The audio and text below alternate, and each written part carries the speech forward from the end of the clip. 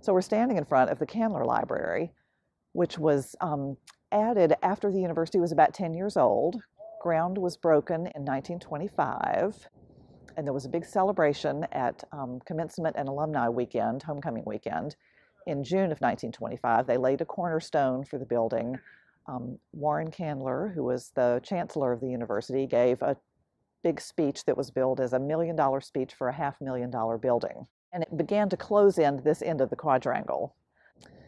Well, it was the first separate library building, but it was also from the very beginning a mixed-use building. There was no administration building. The president's office had been in the theology building. So the president's office, some of the dean's offices, administrators, financial offices, they all shared this space with the library when it was built. So I think from the very time it was open, it really was a hub of the campus because there were so many activities that went on in the building.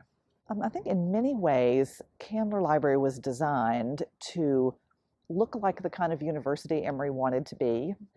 So faculty members went and visited libraries and other places, Harvard and Yale and places in the Northeast, came back with a lot of ideas, and they built this really beautiful building. You go up a few steps to get inside, like, some of the buildings on the quadrangle, the entrances are very flat, but this one you go up a few steps, kind of like, advancing into the halls of learning there. And the original reading room was one of the typical grand reading rooms from the early 20th century, 2 stories high, beautifully appointed. And I think all of that was to enhance the academic look and feel of Emory. Well, from the very beginning, the space allocated to the library in the Candler Library building was not enough. So it was always crowded, and there was always a question about how to make enough room for the books, enough room for the students, how to make it be the most effective building it could be for the university. And that continued to be a problem from the 20s until the 50s. In the 50s, the university built the administration building at the opposite end of the quadrangle, so the 2 buildings face each other. And all of those administrative functions moved out of Candler Library. The decision was made, rather than to add on to Candler, which would have been very expensive at a time when the university would not have been able to pay for that, to renovate inside the building. So they took that grand 2-story tall reading room and built a floor across the middle of it, in essence cutting it in half vertically, and that doubled some of the floor space for the library. It didn't do much for the attractiveness of the inside of the library, but it was a completely functional renovation.